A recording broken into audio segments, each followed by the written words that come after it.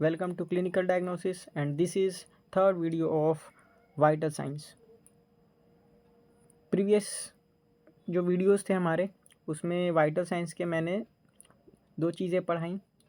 पहले मैंने बताया वाइटल साइंस एक्चुअली होते क्या हैं, और नेक्स्ट वीडियो में मैंने बताया फर्स्ट वाइटल साइंस जिसको हम लोगों ने टेम्परेचर पढ़ा था। इस वीडियो में हम लोग पढ़ेंगे second vital sine pulse rate के बारे में। ठीक है, तो पल्स रेट जो है हमारा क्या होता है, उससे रिलेटेड जो नर्सिंग कंसिडरेशंस हैं, हमें क्या क्या चीज़ें चेक करनी होती हैं, और ख़ास करके जो एग्ज़ाम पॉइंट ऑफ व्यू से जो क्वेश्चंस हैं डायरेक्टली वो मैंने डिस्कस किए हैं, और सारी चीज़ों को मैंने अच्छे से एक्सप्लेन करूँगा। ठीक है, तो इससे पहले वाली वीडियो मैं डिस्क्रिप्शन बॉक्स में डाल दूँगा लिंक उसका, और आप उसको देख सकते हैं। और पहले मैं प्रेफर करूँगा कि सबसे पहले आप मेरे फर्स्ट वीडियो वाइटल साइंस को देखें, तब उसको जाकर आपको समझ में आएगा, और फिर आगे जो है एक एक वीडियो करके आप वाइटल साइंस के देखते जाएं, तब आपको चीज़ें जो है अच्छी तरीके से समझ में आ सकती हैं। ठीक है, तो स्टार्ट करते हैं। Pulse rate. पल्स रेट क्या है हमारा, तो मैंने यहाँ पर एक डेफिनेशन लिखा है जो कि खासकर पल्स रेट के लिए है। तो पल्स रेट क्या है हमारा, कि pulse rate is a palpable bounding flow in a peripheral arteries. ठीक है, तो हमारे बॉडी के पेरिफेरल आर्टरीज में, ठीक है, नॉट वेन्स। ठीक है, यहाँ पर मैं बता रहा हूँ नॉट वेन्स, ये आर्टरीज में हम लोग पल्सेशन चेक करते हैं। ठीक है, तो पल्स जो है एक बाउंडिंग फ्लो है हमारे ब्लड का, जो हमारे पेरिफेरल आर्टरी में हमें महसूस होती है। ठीक है, पेरिफेरल यानी कि away from the body mid line. ठीक है, नेक्स्ट क्या है कि it is an indirect indicator of circulatory status. Circulatory status मैंने बताया है पहले वीडियो में ही कि जो हमारा पल्स है हमारे बॉडी के सर्कुलेटरी सिस्टम के बारे में चीज़ें जो है हमें बताती हैं कि हमारे सर्कुलेटरी सिस्टम जो है अच्छा है या फिर माइल्ड है या फिर कोलैप्सिंग है। तो क्या हो रहा है हमारे सर्कुलेटरी सिस्टम में, तो ब्लड से रिलेटेड जो भी सर्कुलेशन हो रही है उससे रिलेटेड हमारे इनडायरेक्ट इन्फॉर्मेशन दे रहा है। इनडायरेक्ट कहने का मतलब कि हमें बॉडी के बाहर से पता चल रहा है और हम एक अंदाज़ा लगा रहे हैं। ठीक है, तो ये चीज़ है। नेक्स्ट है हमारा कि नॉर्मल पल्स क्या होता है, क्योंकि अगर हम पल्स की बात कर रहे हैं तो नॉर्मल पल्स हमें सबसे पहले पता होना चाहिए, और एग्ज़ाम बेसिस पर सबसे ज़्यादा क्वेश्चन जो है इसी से आती है। ठीक है, कि नॉर्मल पल्स जो है पेशेंट का इतना है तो क्या होगा, नॉर्मल पल्स अगर पेशेंट का इससे ज़्यादा है तो क्या होगा, कम है तो क्या होगा। ठीक है, उस समय में हम लोग सारी कोरिलेशंस पढ़ते हैं, क्लिनिकल कोरिलेशंस को। ठीक है, तो सबसे पहले जानते हैं कि नॉर्मल पल्स क्या होता है। नॉर्मल पल्स जो हमारे बॉडी का अकॉर्डिंग टू WHO हमारा 60 to 100 बीट्स पर मिनट। ठीक है, 60 to 100 बीट्स पर मिनट हमारा जो नॉर्मल पल्स रेट होता है वो होता है। ठीक है, इससे रिलेटेड नर्सिंग कोरिलेशंस क्या है, यानी कि नर्सिंग कोऑर्डिनेशंस क्या है, कंसिडरेशंस क्या है। यानी कि अगर हम लोग पल्स रेट देख रहे हैं या फिर हम किसी पेशेंट का असेसमेंट कर रहे हैं पल्स रेट, तो हमें किन किन चीज़ों का ध्यान रखना होगा। ठीक है, क्योंकि पल्स रेट जो एक ऐसा हमारे बॉडी में वाइटल है, साइन है, जो कि क्योंकि जाहिर सी बात है अगर हम पल्स रेट को देखें तो पल्स रेट हमारे सर्कुलेटरी सिस्टम को क्या करता है, शो करता है। और हमारा पल्स रेट जो है हमारे बॉडी का, आपको पता होगा कि हमारे बॉडी में जो पल्स रेट है यानी हार्ट रेट है, हार्ट रेट क्या है, जो इस रेट से हमारा हार्ट बीट कर रहा है वो है। ठीक है, तो वो जो है हमारे सेंट्रल नर्वस सिस्टम कंट्रोल करती है। ठीक है, सेंट्रल नर्वस सिस्टम कंट्रोल करती है हमारे बॉडी के नीड के अकॉर्डिंग। तो जाहिर सी बात है जो चीज़ें हमारी बॉडी की सेंट्रल नर्वस सिस्टम को अफेक्ट करेंगी वो चीज़ें हमारे हार्ट रेट को भी अफेक्ट करेंगे, और प्लस जो है हमारे पल्स रेट को भी अफेक्ट करेंगे। ठीक है, तो उसी से रिलेटेड है नर्सिंग कंसिडरेशन। तो क्या है सबसे पहला चीज़ कि इमोशन, ऐसे इमोशंस जो कि अफेक्ट करता है हमारे सिंपैथेटिक नर्वस सिस्टम को। अब सिंपैथेटिक नर्वस सिस्टम क्या है भाई, सिंपैथेटिक नर्वस सिस्टम है जिसको अगर हम लोग कभी भी क्या है, अगर हमारे बॉडी में कोई स्ट्रेस है, स्ट्रेस का माहौल है, किसी चीज़ को लेकर चिंतन में है, तो उस समय हमारे बॉडी का जो हार्ट रेट है यानी पल्स रेट अफेक्ट होगा।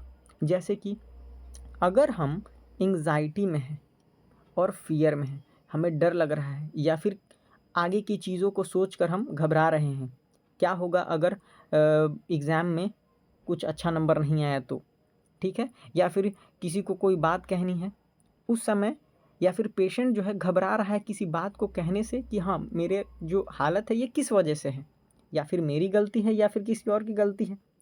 तो इस वे में हमारा जो पेशेंट है वो थोड़ा एंग्शियस फील करेगा, तो उसका हार्ट रेट जो है वो क्या हो जाएगा, इंक्रीज़ हो जाएगा, ठीक है, हार्ट रेट इंक्रीज़ हो जाएगा, जिसकी वजह से क्या होगा कि हमें जो है, अगर पेशेंट नॉर्मल भी है, अगर वो एंग्शियस है किसी नॉर्मल सी बात को लेकर, तो हमें लगेगा कि पेशेंट का जो हार्ट रेट है इंक्रीज़ है, इसे किसी दवा की ज़रूरत है, लेकिन नहीं, ऐसा कुछ नहीं है, वो एंग्शियस है। पेशेंट को अगर हम कंसोलिडेट करेंगे या फिर उसको रीअश्योर करेंगे तो पेशेंट ठीक हो जाएगा, ठीक है। अब उसके बाद पेन आ जाता है और फिर हमारा बॉडी का टेम्परेचर आ जाता है। बॉडी टेम्परेचर मैंने पहले ही बताया है कि बॉडी का टेम्परेचर अगर इंक्रीज़ होगा तो पल्स भी इंक्रीज़ होगा, ठीक है। बॉडी टेम्परेचर और पेशेंट अगर पेन में है, दर्द में है, तो जो हमारे बॉडी का पल्स रेट है वो इंक्रीज़ रहेगा या फिर मिलेगा। तो अगर पेशेंट अगर सीवियर पेन में है तो हमें पल्स रेट जो है फॉल्सली इंक्रीज़ मिल सकता है। क्या हो सकता है, पेशेंट जो है अगर सीवियर पेन में है तो पल्स रेट जो है फॉल्सली इंक्रीज्ड मिलेगा। फॉल्सली इंक्रीज यानी कि इंक्रीज़ है लेकिन वो किस वजह से है, वो किसी एक्चुअल प्रॉब्लम की वजह से नहीं है, वो पेन की वजह से है। अगर हमने पेन को रिसॉल्व किया तो वो पल्स रेट भी रिजॉल्व हो जाएगा, ठीक है। नेक्स्ट है हमारा ब्लड प्रेशर। ब्लड प्रेशर जो है अगर, या फिर बॉडी का blood volume body blood pressure या फिर ब्लड का वॉल्यूम अगर इंक्रीज़ करता है, ठीक है, तो मैं पहले बता देता हूँ, यहाँ पर ध्यान देने लायक चीज़ है कि अगर हमारा ब्लड प्रेशर डिक्रीज़ होता है, यानी ब्लड प्रेशर डिक्रीज़ हो जाता है, तो क्या होगा, पल्स जो है इंक्रीज़ हो जाएगा। ऐसा क्यों होता है, मैंने अभी बताया कि हमारा बॉडी का जो नर्वस सिस्टम है वो हमारे सर्कुलेटरी सिस्टम को कंट्रोल करता है। अगर हमारा ब्लड प्रेशर डिक्रीज़ हो गया है, हमारे पेरिफेरल बॉडी के टिश्यूज़ में परफ्यूजन कम हो जाएगा, ऑक्सीजन की कमी होने लगेगी। इस चीज़ को कंपनसेट करने के लिए हमारे जो नर्वस सिस्टम है वो क्या करेगा, कॉन्ट्रैक्शन रेट जो है हमारे हार्ट का इंक्रीज़ कर देगा, क्योंकि अगर ब्लड ही, या फिर मैंने बताया कि ब्लड अगर बॉडी में कम है, तो अगर ब्लड बॉडी में कम हो या फिर ब्लड प्रेशर कम हो, दोनों के केस में क्या होगा कि हमारे पेरिफेरल बॉडी में क्या होगा, जो परफ्यूजन रेट है वो कम हो जाएगा, जिसको कंपनसेट करने के लिए, यानी कि उसको रिजॉल्व करने के लिए हमारी बॉडी जो है as a compensatory mechanism pulse rate increase करती है। तो हमें क्या करना होगा, पेशेंट का ब्लड प्रेशर रिजॉल्व करना होगा, हमारा पल्स रेट खुद पर खुद रिजॉल्व हो जाएगा, ठीक है। नेक्स्ट है हमारा हेमरेजेस। हेमरेजेस इनडायरेक्टली हमारा क्या है, वो किससे रिलेटेड है, ब्लड वॉल्यूम से ही रिलेटेड है। कैसे है, हेमरेज क्या होता है, ब्लीडिंग होता है। ब्लीडिंग अगर होगी, ब्लड वॉल्यूम घटेगा, ब्लड वॉल्यूम घट जाएगा तो उससे क्या होगा, हमारे जो नर्वस सिस्टम है वो कंपनसेट करने के लिए पल्स रेट को इंक्रीज़ कर देगा, एज सिंपल एज दैट, ठीक है। तो ये हो गया हमारा 4 नर्सिंग कंसिडरेशन जो हमें ध्यान रखने होते हैं जब हम पेशेंट का पल्स लेते हैं। पेशेंट अगर अचानक से आया है, ओपीडी में ही आया है, लेकिन वो बहुत देर से चल के आ रहा है, या फिर किसी वो बाहर से चल के आ रहा है या फिर कहीं दूर से चल के आ रहा है, तो जाहिर सी बात है उसका पल्स रेट इंक्रीज़ रहेगा, तो आपको तुरंत ही उसका बीपी या फिर पल्स या फिर कोई भी वाइटल साइंस नहीं लेना है।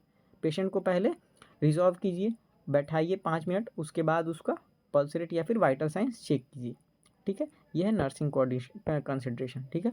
नेक्स्ट है हमारा पल्स असेसमेंट। आखिरकार हम लोग पल्स का असेसमेंट करेंगे कैसे, ठीक है। अगर कोई पेशेंट है, अगर उसका पल्स रेट असेसमेंट करना है तो कैसे करेंगे। जाहिर सी बात है कि पल्स असेसमेंट के लिए जो है हमारा मेथड है जो कि ये है, ठीक है। मेथड क्या है, मेथड है 2। पहला है पैल्पेशन, क्या करते हैं, पैल्पेट करते हैं, और दूसरा क्या करते हैं, ऑस्कल्टेट करते हैं, ठीक है।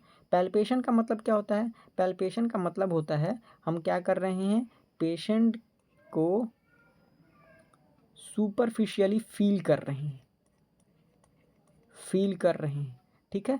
क्या हमारे मिडिल फिंगर और इंडेक्स फिंगर को इस्तेमाल करके हम पेशेंट के बॉडी को फील कर रहे हैं। कहाँ फील कर रहे हैं? जहाँ पर हमारी आर्टरीज प्रेजेंट होंगी। क्या होंगी? आर्टरीज प्रेजेंट होंगी। ठीक है, जैसे कि हमारी रेडियल आर्टरी हो गई। ठीक है, फिर फीमोरल हो गई। ठीक, अलग अलग जो असेसमेंट के हैं वो मैं आगे बताऊंगा कि कहाँ कहाँ हमारे जो पॉइंट है जहाँ पर मैं या फिर हम क्या कर सकते हैं, पल्स असेसमेंट कर सकते हैं। तो पैल्पेशन एक ज़रिया है जिससे कि हम लोग क्या कर सकते हैं, पल्स असेसमेंट कर सकते हैं। तो ऐसा क्यों है कि मिडिल फिंगर और इंडेक्स फिंगर ही क्यों यूज़ करेंगे? क्योंकि हमारे थंब के पास जो है एक हम अपनी खुद की आर्टरी होती है जो पल्सेट करते ही होती है। ठीक है, तो अगर हम अपने थंब के इस्तेमाल भी करते हैं तो वो जो आर्टरी है वो फॉल्स रीडिंग दे सकती है आपको। ठीक है, या फॉल्स फीलिंग दे सकती है जिससे कि आप गलत असेस कर बैठेंगे पेशेंट के पल्स को। नेक्स्ट हमारा ऑस्कल्टेशन। तो ऑस्कल्टेशन क्या होता है? ऑस्कल्टेशन होता है कि हम लोग किसी इंस्ट्रूमेंट का इस्तेमाल करके पल्स रेट को क्या कर रहे हैं, सुन रहे हैं अपनी कानों से। ऑडिटरी असेसमेंट है। ठीक है, तो जैसे कि पहला हम जानते हैं स्टेथोस्कोप। स्टेथोस्कोप से हम लोग क्या करते हैं, असेसमेंट करते हैं। ठीक, स्टेथोस्कोप से असेसमेंट करते हैं। फिर हमारा एक और आ जाता है डोपलर। डोपलर क्या है? तो डोपलर जो है एक मशीन है जो कि अल्ट्रासोनिक साउंड को इमिट करती है और उसी से हमारे बॉडी की पल्स रेट को क्या करती है, असेस करती है। ये जो पल्स रेट अगर कोई पेशेंट है बहुत ही कम अगर फील हो ही नहीं पा रहा है, कोई पेशेंट का बहुत ही ब्लड लॉस हो चुका है, उस पेशेंट में हम लोग पैल्पेशन करके अगर नहीं असेस कर पा रहे हैं तो उस केस में हम लोग क्या करते हैं, डोपलर का इस्तेमाल करते हैं जो कि बहुत ही माइन्यूट या फिर बहुत ही डिक्रीज पल्स को भी एक्स्ट्रा साउंड इफेक्ट के साथ हमें सुनने को देता है। ठीक है, नेक्स्ट अब देखते हैं हम लोग कि पल्स असेसमेंट मैंने बता दिया। ठीक, तो करेंगे कैसे आखिर? तो क्या होता है कि अगर हम लोग पल्स असेसमेंट कर रहे हैं तो ऐसा तो नहीं है कि फुल 1 मिनट तक हम लोग पल्स असेसमेंट करेंगे। We don't have that much time in OPDs और एवरीवेयर। ठीक है, तो कुछ कंडीशन होती हैं जहाँ पर हम लोगों को फुल 1 मिनट के लिए पल्स असेसमेंट करनी होती है, लेकिन अगर जनरल अगर बात करें तो उसमें हम लोग को उतना नहीं करना होता है। क्या करेंगे हम लोग? तो कोई भी जो हम लोग क्या करेंगे, पेशेंट के आर्टरी को 10 सेकेंड्स के लिए असेस करेंगे और काउंट करेंगे पल्स। ठीक है, तो जो भी पल्स आएगा तो लेट्स सी कि 12 बीट्स आए 10 सेकेंड्स में। 10 सेकेंड्स में कितने आए? 12 बीट्स आए। ठीक है, तो उस बीट को हम लोग को क्या कर देना है, मल्टीप्लाई कर देना है 6 से। ठीक है, तो 10 सेकेंड्स में जितना भी पल्स आया उसको मल्टीप्लाई कर देना है 6 से। तो कितना आ जाएगा? अप्रॉक्स 72 बीट्स पर मिनट आ जाएगा। ठीक है, तो अगर नॉर्मली हम लोग चेक करेंगे तो देखना ये है कि हमें 10 सेकेंड्स में 12 बीट्स मिल रहे हैं, नहीं मिल रहे हैं, क्योंकि अप्रॉक्स जो हमारा पर मिनट बीट होता है 72 to 80 बीट्स पर मिनट होता ही है। तो अगर 12 मिल रहे हैं तो सही है, और अगर उसके 2 या 3 अबव हैं या फिर बिलो हैं तो भी चलेगा, लेकिन ज़्यादा या कम या फिर ज़्यादा एक्स्ट्रा नहीं होना चाहिए। ठीक है, वो मैं आगे बताऊंगा आपको। 4, तो अब देखते हैं कि हम लोगों को आखिरकार देखना क्या है। ठीक है, क्योंकि अगर हम लोग बीपी असेसमेंट कर रहे हैं, सॉरी पल्स असेसमेंट कर रहे हैं, तो हम लोग किन किन चीज़ों का ध्यान रखेंगे? आखिरकार हम लोग को पल्स असेसमेंट करते समय किन चीज़ों का ध्यान रखना है? तो सबसे पहले हम लोगों को देखना है रेट। क्या देखना है? रेट देखना है, यानी कि किस रेट से हम जो पल्स है वो पल्सेट हो रहा है। रेट हमें क्या बताएगा कि काउंट बताएगा बीट्स पर मिनट। ये बहुत ज़रूरी है। ठीक है, ये बहुत ज़रूरी है। ठीक, उसके बाद देखते हैं हम लोग कि अगर सेकंड अगर हम लोग देखते हैं तो क्या हम लोगों को देखना है? रिदम देखना है। क्या देखना है? रिदम देखना है। ठीक है, तो रिदम में हम लोग क्या चेक करेंगे? रिदम जो है हमारी, उसमें हम लोग चेक करेंगे कि रिदम आखिर होता क्या है। ठीक है, तो रिदम क्या है कि कोई भी जो पल्स है वो स्लो चल रही है, फास्ट चल रही है, कैसी चल रही है, ठीक है, स्लो और फास्ट।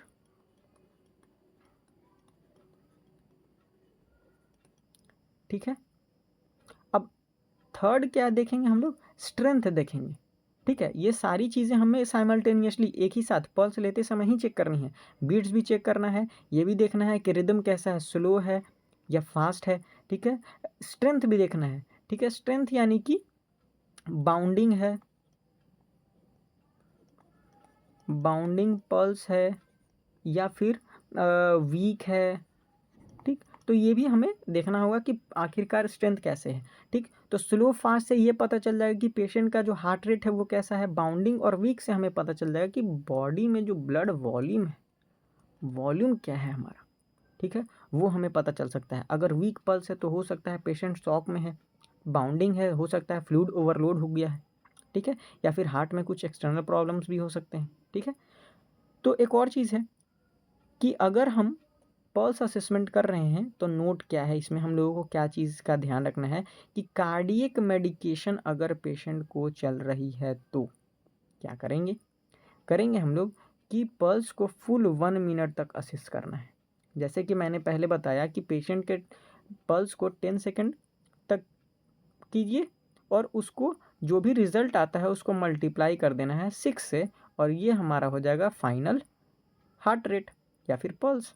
ठीक है, लेकिन अगर कार्डियक मेडिकेशन किसी पेशेंट को चल रही है और अगर हम लोग दे रहे हैं या फिर हम लोग देने वाले हैं तो वो मेडिकेशन एडमिनिस्टर करने से पहले या फिर एडमिनिस्ट्रेट करने के बाद भी फुल 1 मिनट तक हम लोगों को क्या करना है, पल्स असेसमेंट करनी है। क्योंकि इन पेशेंट्स में क्या होता है, अगर कार्डियक मेडिकेशन चल रही है तो वेरिएशंस आ सकते हैं हमें, और उसी से हम लोगों को पता चलेगा कि जो कार्डियक मेडिकेशन जो हैं वो सही से काम कर रही हैं या फिर नहीं कर रही हैं। इसी वजह से हम लोगों को पूरे फुल 1 मिनट तक चेक करनी है। तो ये क्वेश्चन आया हुआ है नॉर्सेट में, इसीलिए मैंने ये बता दिया। ठीक है, नॉर्सेट।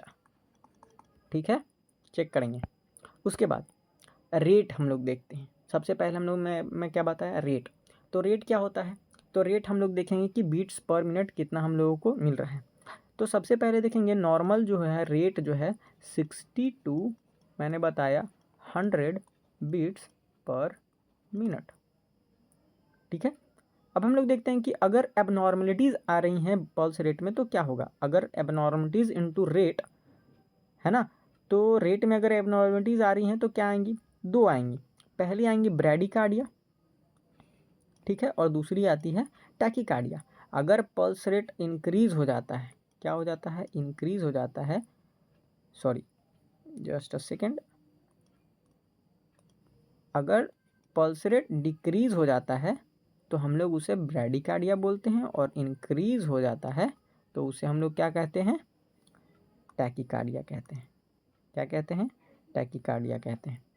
तो ब्लड अगर पल्स रेट क्या है, उसमें पल्स रेट अगर हमारी एडल्ट में देखें तो ठीक ब्रैडीकार्डिया है, तो अगर क्या हो गया है कि पेशेंट का जो रेट है यानी पल्स रेट है हमारी 60 बीट्स से कम हो गई हो, क्या हो गई हो, कम हो गई हो, less than 60 beats per minute, तो इसे हम लोग कहेंगे ब्रैडीकार्डिया एडल्ट्स में। इन्फेंट्स में देखें तो इन्फेंट्स में जो है अगर हम लोग लेस देन 120 और 100, वो डिपेंड करता है कि पेशेंट जो है इन्फेंट है तो कितने समय का है, ठीक उसके हिसाब से हम लोग बीट्स पर मिनट देखते हैं। ठीक है, अब टैकीकार्डिया की बात करते हैं। तो अगर एडल्ट में देखते हैं तो टैकीकार्डिया जो है more than 100 beats per minute. ठीक है, ये वेरी भी करता है, कभी कभी पेशेंट के एज पर भी वेरी करता है, तो इसे कभी कभी हम लोग 120 भी ले सकते हैं। ये क्वेश्चन पे भी डिपेंड करता है। अगर आपके क्वेश्चंस में अगर 100 दी हुई तो मोस्ट प्रोबेबली जो है आंसर क्या होगा, 100 ही होगा। लेकिन अगर 100 नहीं है, अगर 20 है तो क्या करेंगे, 120 हम लोग आंसर को चूज़ करेंगे। अब इन्फेंट क्या है, टैकीकार्डिया मोर देन 160 ठीक है, more than 160 beats per minute, क्योंकि नॉर्मल जो ब्लड मतलब कि इन्फेंट जो है उनमें 140 टू 160 बीट्स पर मिनट होती है हार्ट रेट, ठीक है, नॉर्मल इन्फेंट में, ठीक है। नेक्स्ट, अब हम लोग देखते हैं कि स्ट्रेंथ क्या है। हम लोग क्या देख रहे हैं, स्ट्रेंथ देख रहे हैं। तो स्ट्रेंथ जो है हमारे, वो क्या मैंने बताया कि है बाउंडिंग पल्स है, जैसा कि मैंने बताया, देखिए यहाँ पर बाउंडिंग पल्स है या फिर वीक पल्स है, वो मैं आगे बताऊंगा। सबसे पहले देखते हैं हम लोग कि वाटर हैमर पल्स क्या है। तो वाटर हैमर पल्स क्या है भाई, तो वाटर हैमर पल्स यहाँ पर बात ही चल दिख रही होगी आपको, समझ में आ रहा होगा नाम से ही, हैमर। हैमर का मतलब क्या होता है, हथौड़ा, ठीक है। तो अगर पल्स जो है आपके पेशेंट में हथौड़े की तरह अगर आपके हैंड्स में या फिर फिंगर्स में स्ट्राइक करते हुए फील हो रही है, तो उसे कहते हैं वाटर हैमर पल्स।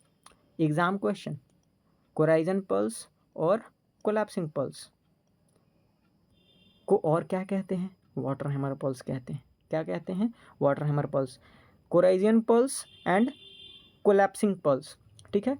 तो कंडीशन क्या है,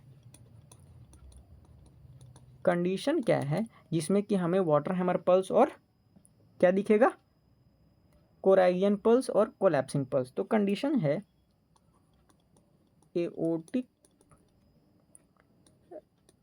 रीगर्जिटेशन, ठीक है, एओर्टिक रीगर्जिटेशन है। उसमें क्या होगा, हमें वाटर हैमर पल्स स्पेसिफिकली देखती है, ठीक है। ये भी एक क्वेश्चन है, ठीक है, तो ध्यान रखें क्वेश्चन है। तो कोलैप्सिंग पल्स क्या बोलेंगे, जो पेशेंट का जो पल्स है धीरे धीरे कम होती जा रही है। तो मैंने क्या बताया, अब बोलेंगे सर कि अगर आप बोल रहे हैं कि वाटर हैमर पल्स बीट कर रही है, तो वो तो स्ट्राइकिंग पल्स है, वो कोलैप्स कैसे कर सकती है। तो यही है इस पल्स के टाइप का सबसे महत्वपूर्ण चीज़, ठीक है। तो वो क्या है कि वाटर हैमर पल्स जो है वो तो बाउंडिंग मतलब कि एक पल्स है जो स्ट्राइक कर रही है, और वो धीरे धीरे करके वो कम होती जाएगी, एओर्टिक रिगर्जिटेशन में देखने को मिलती है, और धीरे धीरे वो कम होती जाएगी और पेशेंट जो है कोलैप्स कर जाएगा, ठीक है।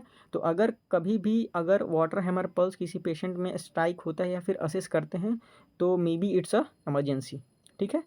तो नेक्स्ट हम लोग देखते हैं, नेक्स्ट क्या है हमें, बाउंडिंग पल्स, ठीक है। तो बाउंडिंग पल्स क्या है, ये जो है ये बिल्कुल सिमिलर है, सिमिलर टू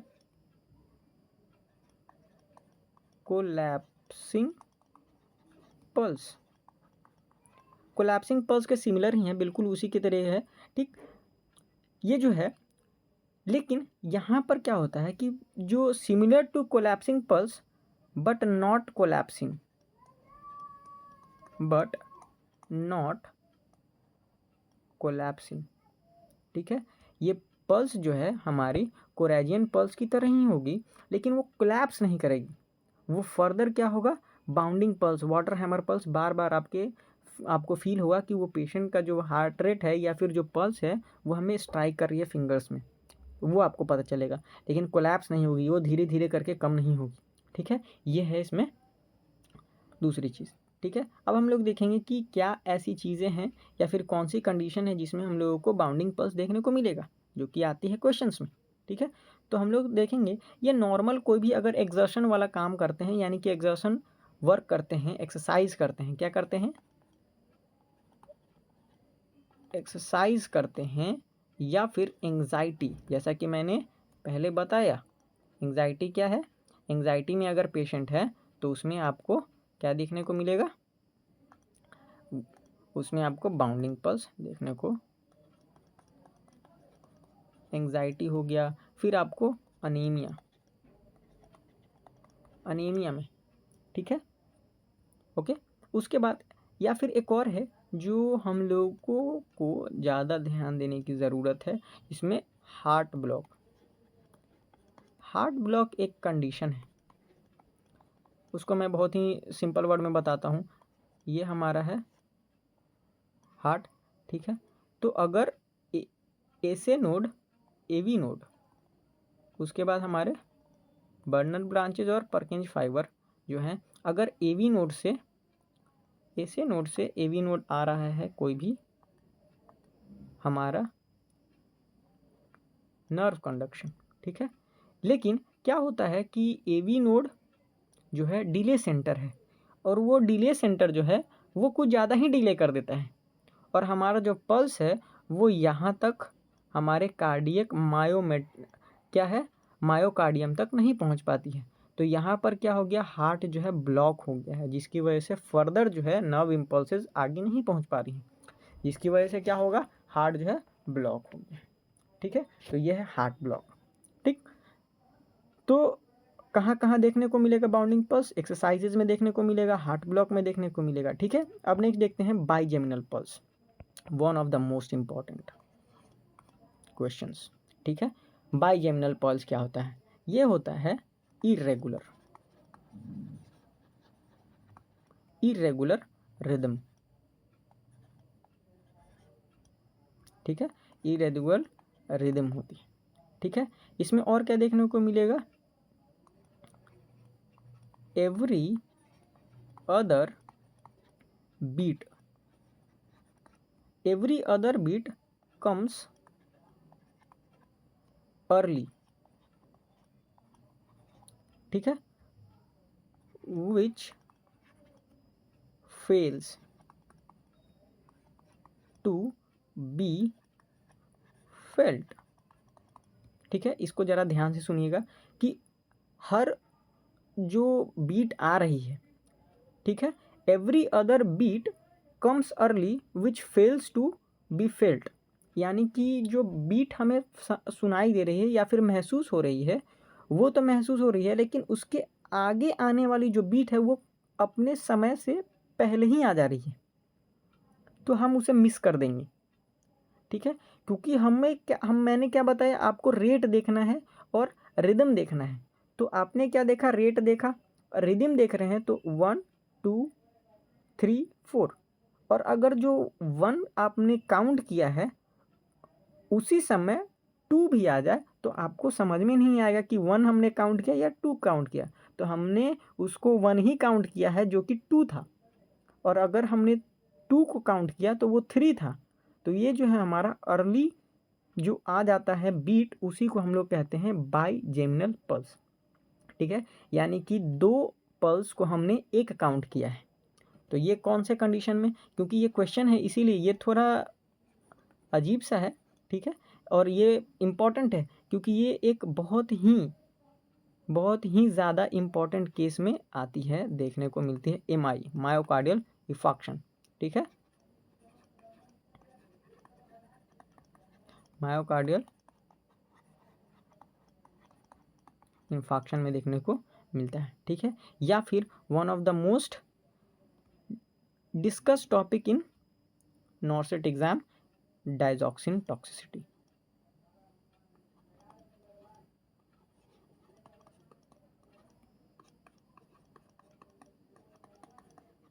डायजॉक्सिन टॉक्सिसिटी, ठीक है। डायजॉक्सिन टॉक्सिसिटी से रिलेटेड बहुत सारी चीज़ें हैं जो आगे हम लोग वीडियो बनाएंगे तो उसमें आपको जानने को मिलेंगे, ठीक है। तब तक ये जानना है कि बाईजेमिनल पल्स हमें कहाँ देखने को मिलता है, एमआई में देखने को मिलता है, मायोकार्डियल इंफार्क्शन और डायजॉक्सिन टॉक्सिसिटी में देखने को मिलेगा। नेक्स्ट है वीक थ्रेडी पल्स, ये भी एक इम्पॉर्टेंट है। वीक थ्रेडी पल्स क्या है, नाम से ही आपको मुझे समझ में आ रहा होगा कि स्मॉल वीक, ठीक, पल्स, ठीक है। स्मॉल वीक पल्स यानी कि आपको एकदम बिल्कुल हल्का फील होगा, ठीक है, हल्का फील होगा बिल्कुल। तो वो क्या कहेंगे हम लोग, स्मॉल वीक पल्स या फिर वीक थ्रेडी पल्स हम लोग कहते हैं। किस कंडीशन में हम लोगों को दिखाई देगा या फिर महसूस होगा हम लोगों को, अगर पेशेंट जो है, जाहिर सी बात है अगर वीक है तो वो किस कंडीशन में आ सकता है, वीक अगर पेशेंट का पल्स चल रहा है तो वो किस कंडीशन में, या तो हो सकता है पेशेंट का बीपी लो है, या फिर क्या होगा, बीपी लो हो सकता है, या फिर ब्लड वॉल्यूम कम हो गया, ठीक है। तो ब्लड वॉल्यूम कब कम होगा,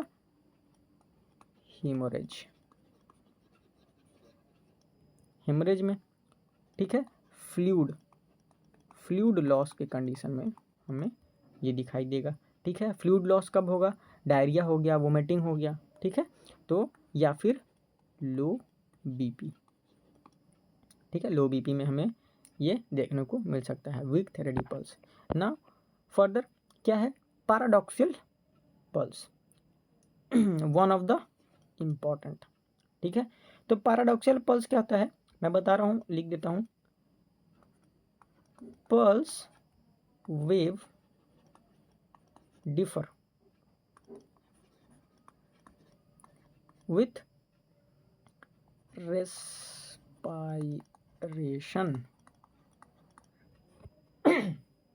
सॉरी, देखिए पैराडॉक्सियल पल्स क्या है? तो एक ऐसा पल्स जो डिफर यानी कि चेंज होता है रेस्पायरेशन के अकॉर्डिंग। ठीक है, रेस्पायरेशन बोलने का मतलब है कि inhalation and exhalation, changes with inhalation and exhalation. ठीक है, तो ऐसा क्या होगा भाई इसमें? तो अगर पेशेंट जो है एक्सहेल करता है तो क्या होगा कि उस पेशेंट का जो पल्स रेट है वो इंक्रीज हो जाएगा, और इनहेल करेगा तो वो डिक्रीज हो जाएगा। इनक्रेडिबल है बिल्कुल। ठीक है, तो ये है पैराडॉक्सियल पल्स, इसे याद रखना बिल्कुल ज़रूरी है। और सबसे ज़्यादा याद रखना ज़रूरी ये है कि किस पेशेंट में ये हमें दिखाई देगा, यानी कि हमें किस कंडीशन में देखने को मिल सकता है कि पैराडॉक्सियल पल्स। ठीक है, तो वो है हमारा पहला है राइट साइड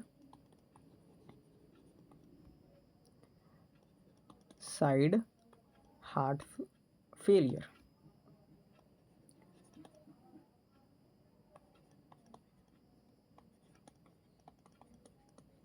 क्या है? Right side heart failure. तो राइट साइड हार्ट फेलियर में कैसे होगा? राइट साइड हार्ट फेलियर हो गया तो क्या होगा? अगर जो हार्ट का जो ब्लड है, ठीक, राइट एट्रियम में, राइट वेंट्रिकल्स में, वहाँ क्या हो जाएगा? स्टे हो जाएगा। ठीक है, स्टे हो जाएगा यानी कि वहाँ पर जाकर कंडेंस हो जाएगा, वहाँ से फिर फर्दर सिस्टोलिक कंप्रेशन जो है उनको लंग्स में नहीं भेज पाएगा। तो उसकी वजह से क्या होगा? पूलिंग ऑफ ब्लड हो जाएगा, pooling of blood in right ventricles. उसकी वजह से क्या होगा कि अगर तो जो लंग्स है वो इनहेल करेंगे तो वो इन्फ्लेट होगा, जिसकी वजह से जो हमारा हार्ट रेट है वो कम हो जाएगा।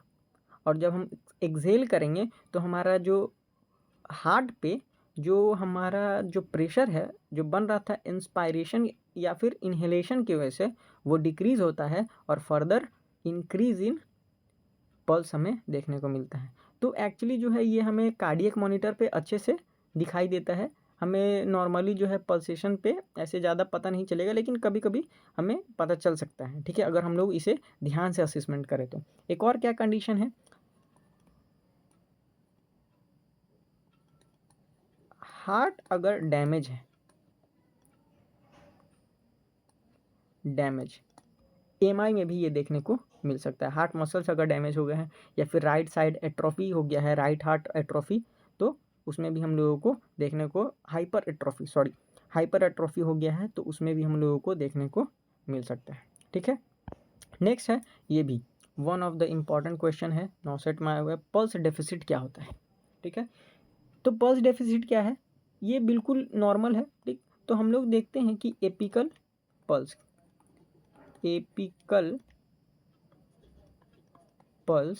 ठीक है, और पेरीफेरल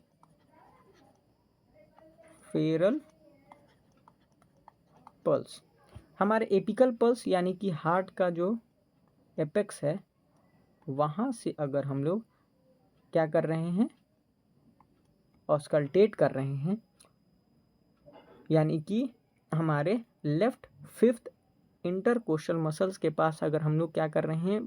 पल्सेशन फील कर रहे हैं, और उसकी जो रीडिंग है वो क्या हो रही है? डिफ़र कर रही है हमारे पेरिफेरल पल्स से, यानी कि रेडियल आर्टरी को अगर पल्सेट कर रहे हैं और एपिकल पल्स को पल्सेट कर रहे हैं और दोनों में डिफरेंस हमें नज़र आ रहा है, तो उसे हम लोग क्या कहते हैं?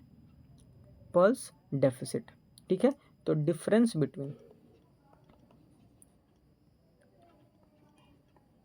Difference in apical pulse and peripheral pulse. ठीक है, इसे हम लोग क्या कहते हैं, पल्स डेफिसिट। ठीक है, उसके बाद ये किस कंडीशन में देखने को मिलता है, ज़्यादातर हम लोगों को एमआई में देखने को। तो ये मैंने बताया टाइप्स ऑफ पल्स रिदम के बारे में। ठीक है, नेक्स्ट मैं बताऊंगा आपको कि आखिरकार हम लोग पल्स कहाँ कहाँ हमारे बॉडी में किस किन जगहों पर किस किस प्लेस पर हम लोग असिस्ट कर सकते हैं। ठीक है, तो ऐसा क्यों है, क्योंकि हमारे जो आर्टरीज़ हैं वो deep inside the body present होते हैं, क्योंकि हमारे जो आर्टरीज़ है उसमें हमारी ऑक्सीनेटेड ब्लड होती हैं। अगर इसमें रप्चर हुआ किसी ट्रॉमा के कारण आसानी से हो जाएगा, अगर सुपरफिशियली अगर प्रेजेंट हुआ तो इस वजह से हमारे बॉडी में deep inside the body present होती है। तो सबसे पहले हम लोग देखेंगे टेम्परल आर्टरी। टेम्परल आर्टरी हमारे टेम्परल लोब जस्ट अबव हमारे ईयर के ट्राइगस के ऊपर प्रेजेंट होती है, वहाँ पर हम लोग को असेस करना होता है। ठीक है, कैरोटिड आर्टरी जो हमारी मोस्ट कॉमनली हम लोगों को पता है सीपीआर के दौरान हम लोगों को, या फिर कोई भी अगर पल्स हम लोगों के बॉडी पेरिफेरल बॉडी में नहीं आ पा रही है तो उस समय हम लोग क्या करेंगे, कैरोटिड आर्टरी को चेक करेंगे, क्योंकि हमारे बॉडी का हमारे हार्ट का जो 15% कार्डियक आउटपुट जो है हमारे बॉडी जो हार्ट का जो है 15% ऑफ कार्डियक आउटपुट जो है हमारे कैरोटिड आर्टरी को ही जाता है, तो वो आसानी से हम लोग पल्सेट कर सकते हैं। और उसके बाद है ब्रेकियल आर्टरी। ब्रेकियल आर्टरी जो है हमारी वो होती है एंटीक्यूबिटल फोसा।